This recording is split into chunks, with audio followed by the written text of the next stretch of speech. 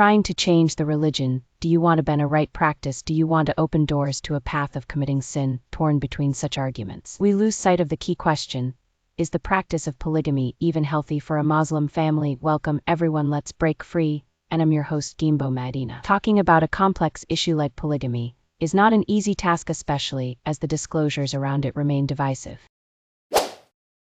Some approve it because they see it to be approved by God, while others oppose it from the human rights point of view. We are torn between both arguments that we forget to ask the most important question: is the practice of polygamy even healthy for a family?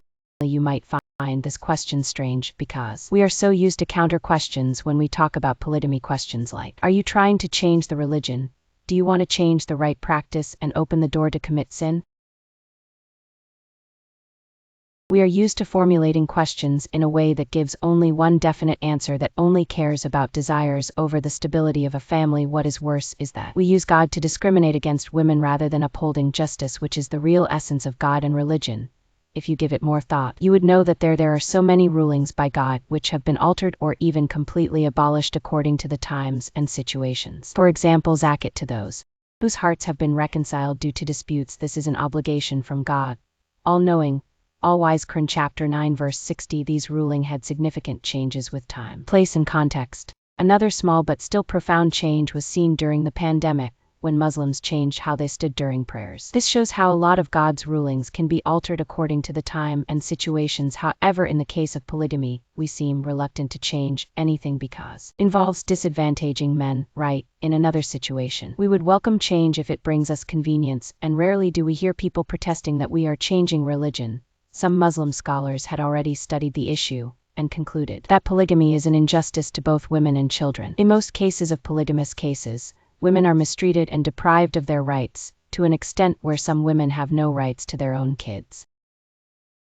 Another manifestation of polygamy is the tension among children, mostly because of the conflicts between the wives, which in most cases is inevitable due to how human beings were created, with emotions like jealousy, love, envy and so on. According to a renowned 20th century scholar in his famous book Our Women and the Sharia and the Society, maintained the polygamy should be abolished altogether. In the pre-Islamic era, women were exploited through polygamy as men were allowed to marry an unrestricted number of women. This practice was restricted during the Revelation by limiting the number of wives to 4, and by obligating the husbands to all their wives. Yet the Quran states that upholding justice would be very difficult. It says, you will not be able to be just to your women even though you are eager. Chapter 4 verse 129. Another reason that makes us debunk the myth around polygamy being beneficial is that polygamy contradicts the verse that sets the fundamentals of marriage in Islam as love and compassion. Chapter 30 verse 21 of the Holy Quran. In order to understand the myth around polygamy, I thought it wise to trace the context in which the relevant verses were revealed along with the environment at that. First, polygamy was mentioned in chapter 4 verse 3 of Surah An-Nisa in the context of protecting the widows and orphans. This verse was revealed after the Battle of Uhud in the year 625, where a great number of women were widowed after their husbands were killed in the war. This gives us an indication that marriage was the principal social protection system in that era, but the juristic tradition that came much later did not give proper attention this context. Instead, they assumed that polygamy is a permissible practice in general. An Islamic scholar, researcher and preacher once stated in an interview that polygamy should not be abolished, but rather restricted.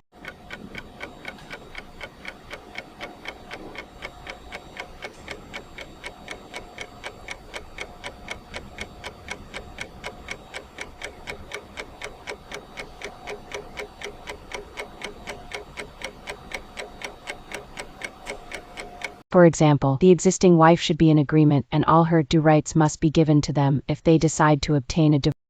To emphasize on that, in my opinion, it's only reasonable that the existing wife is aware. That way she can decide to stay or start a new life, because I'm sure a large number of women would choose to stay in a polygamous marriage, but at least they should be allowed to choose that from the start. What most husbands do is lie to their wives for decades until they find out later on their own. To me, that's toxic. Let me know what you guys think. Why do you think most men don't want to inform their partners about their decisions of marrying another wife? Is it because of fear of losing them, or because they think it doesn't concern them, so they don't need to know? Several countries have introduced laws that place conditions on the practice of polygamy. For example, In Algeria and Morocco, it is compulsory for a husband to get a marriage license from the court before marrying another wife, and the new marriage cannot be concluded without the consent of the existing wife and a valid reason for the new marriage before coming here to have this chit-chat.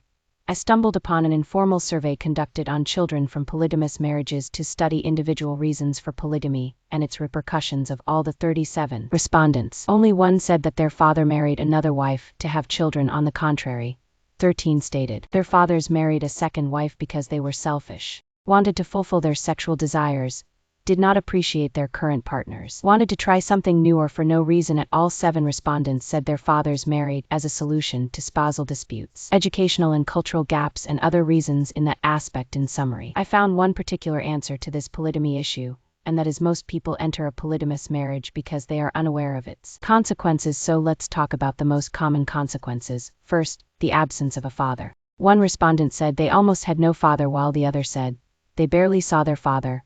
I know that this doesn't happen all the time, but it happens most of the time, even as we are speaking now.